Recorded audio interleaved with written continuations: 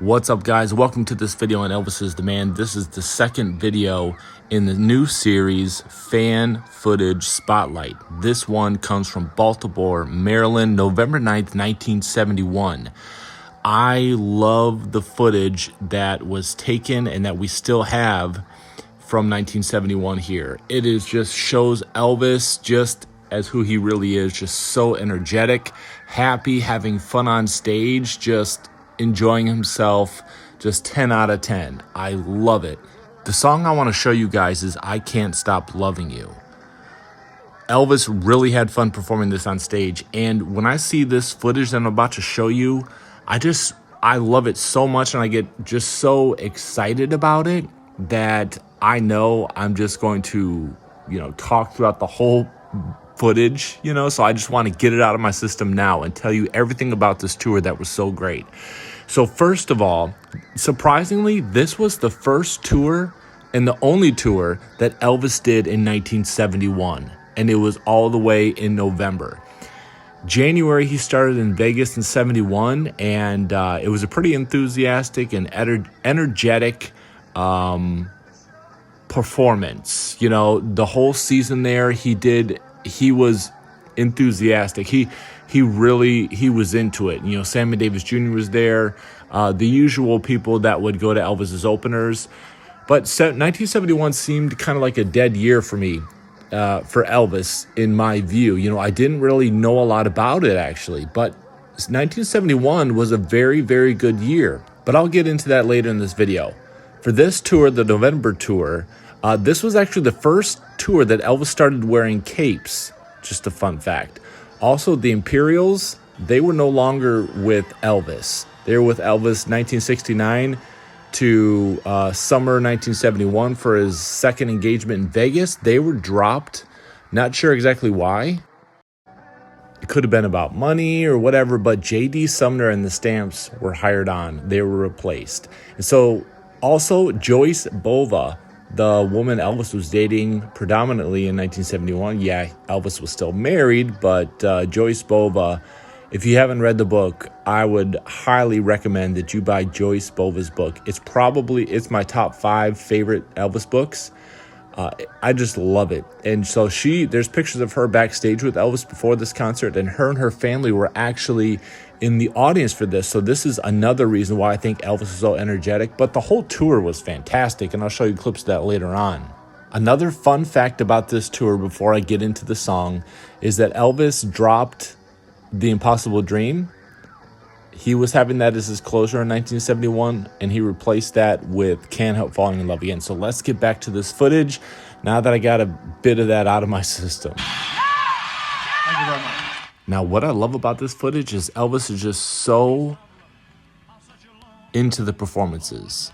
He doesn't seem bored. He's just himself. I can't stop wanting you.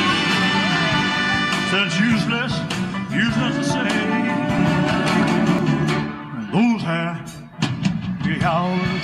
I love that spin and how Ronnie would emphasize it with the extra drum beat there. I love that.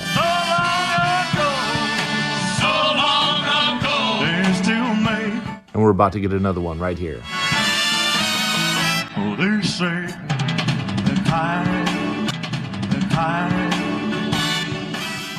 that drum beat is just incredible. Now, Elvis had to train the TCB band to perform and to play how Elvis wanted. Ronnie Tutt says it was like playing to a stripper. They had to watch him at all times and adjust how they played to his movements. Here's a perfect example from August 13th, 1970. Go away. Do you remember when you loved? See, Ronnie missed it there. Elvis was expecting a little bit of a drum roll, and he told him, okay, next time. Sorry if I hurt you. Oh, they say that Okay, where were we?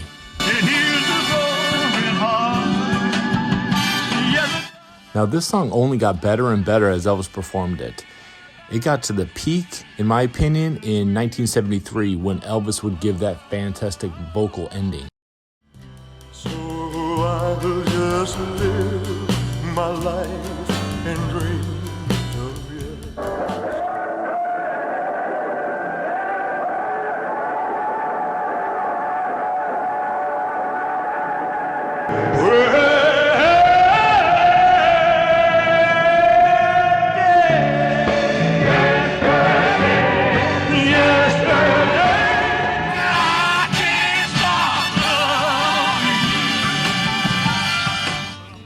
Elvis is so energetic here. You live in memory. The whip. Lonely time. And I can't go on. Maybe he was so animated because Joyce Bova was in the audience and he wanted to give her and her family a good performance. Maybe he was on some extra uppers. If you read the book, it really tells about Joyce Bova talks about how she was actually scared because Elvis was doing so many pills, and she thought that his health was fading because she first met him in August 1969, and she didn't like what was going on. But this wasn't the only good show of the tour. The whole tour was just packed with excitement. Elvis sang songs that he wouldn't usually sing, like It's Now or Never, Are You Lonesome Tonight, First Time Ever I Saw Your Face. Here's a few highlights from that tour. I ain't never did no wrong.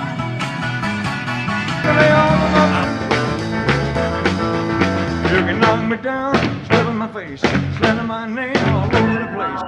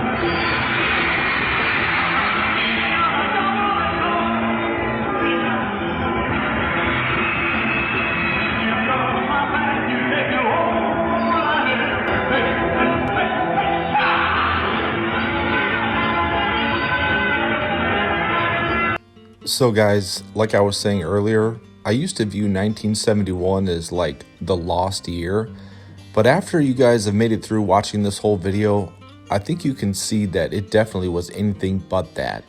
Maybe I thought that because he really didn't have any big charting songs, like Billboard Hot 100 did not treat him very well that year. 1971 seems to be like the lost and forgotten year. It's overshadowed by the 1969 comeback, 1970 That's the Way It Is in his first tour in 13 years. Then you have 1971, which is also overshadowed by 1972 and Burnin' Love in Madison Square Garden, Elvis on tour, and then you have Aloha. So 1971 is like the forgotten year.